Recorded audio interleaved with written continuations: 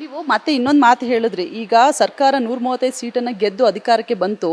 ಇದರ ಹಿಂದೆನೂ ಕೂಡ ಸಾಕಷ್ಟು ಡಿ ಕೆ ಶಿವಕುಮಾರ್ ಅವರ ಶ್ರಮ ಇದೆ. ಅದ್ರ ಜೊತೆಗೆ ಡಿ ಕೆ ಶಿವಕುಮಾರ್ ಅವರು ಕೂಡ CM ಆಗ್ತಾರಂತೆ. ಯಾಕಂದ್ರೆ ಅವಾಗ ಚರ್ಚೆಗಳಾಗ್ತಾ ಇತ್ತು, ಆಗ್ತಾರೆ ಅನ್ನೋ ಉದ್ದೇಶದಿಂದನೇ ನಾವು ವೋಟ್ ಮಾಡಿದೀವಿ ಅಂತ ಕೂಡ ಒಕ್ಕಲಿಗ ನಾಯಕರು ಹೇಳ್ತಿದ್ರು ಅಲ್ವಾ? ಅದ್ರ ಬಗ್ಗೆ ಹೇಳೋದಾದ್ರೆ, ಅದು ಒಕ್ಕಲಿಗ ಜನಾಂಗ ನಮ್ಮ ಡಿ ಕೆ ಶಿವಕುಮಾರು CM ಆಗಲಿ ಅನ್ನೋ ಉದ್ದೇಶದಿಂದ ಈ ಹಳೆ ಮೈಸೂರು ಕಡೆ ಎಲ್ಲ ಕಾಂಗ್ರೆಸ್ಗೆ ಹಾಕಿರಬೇಕು. ಮತ್ತಿನ್ನೊಂದೇನು ನಿಮ್ಗೆ ಸತ್ಯ ಹೇಳಬೇಕು ಅಂತ ಅಂದರೆ ಆ ವಿಷಯ ಹೇಳಬಾರ್ದು.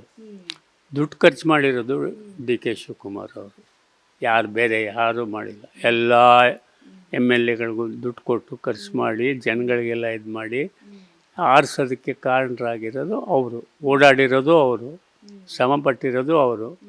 ಆ ದೃಷ್ಟಿಯಿಂದ ಅವ್ರು ಶ್ರಮಪಟ್ಟಿರೋದ್ರಿಂದ, ಮನಸ್ಸಿನಲ್ಲೂ ಇರೋದ್ರಿಂದ, ಇವ್ರು ಆಗಬೇಕಾದದ್ದು ಸರ್ದಿ ಇರೋದ್ರಿಂದ ದೇವ್ರದಯಿಂದ ಆಗ್ಬಿಡ್ಲಪ್ಪ ಅಂತ ನಮ್ಮ ಮನಸ್ಸು ಈಗಲೂ ಇದೆ.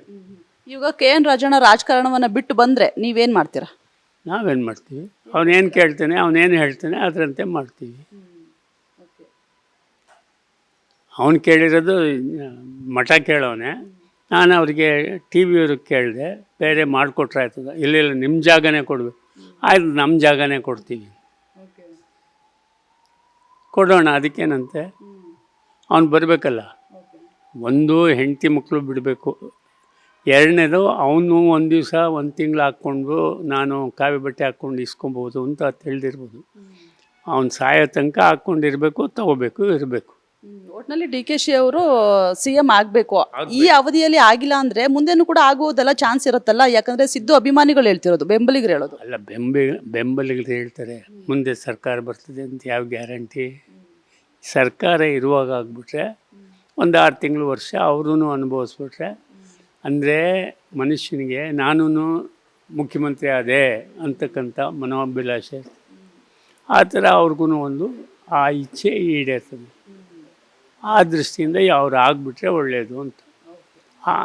ಮತ್ತೆ ಹೋರಾಟ ಮಾಡಿ ಇಬ್ಬರು ಜೊತೆಲೇ ಇರೋದ್ರಿಂದ, ಈಗ ಒಂದು ವೇಳೆ ಇವ್ರಿಗೆ ಆ ಚಾನ್ಸ್ ಇಲ್ಲ ಅಂದಿದ್ರೆ ಮುಖ್ಯಮಂತ್ರಿ ಉಪಮುಖ್ಯಮಂತ್ರಿ ಜೊತೆಲೇ ಯಾವಾಗಲೂ ಇರ್ತಿರಲಿಲ್ಲ.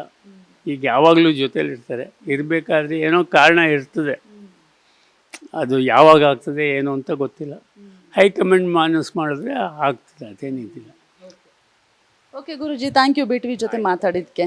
ಓಕೆ, ಇದಿಷ್ಟು ಒಕ್ಕಲಿಗ ಮಹಾ ಸಂಸ್ಥಾನ ಮಠದ ಪೀಠಾಧ್ಯಕ್ಷರಾಗಿರುವಂತಹ ಚಂದ್ರಶೇಖರ್ ನಾಥ್ ಗುರೂಜಿ ಅವರ ಮಾತು. ಕ್ಯಾಮ್ರಾ ಪರ್ಸನ್ ಗಿರೀಶ್ ಜೊತೆ ಸೌಮ್ಯ ಹಾಸನ್, BTV ನ್ಯೂಸ್, ಬೆಂಗಳೂರು.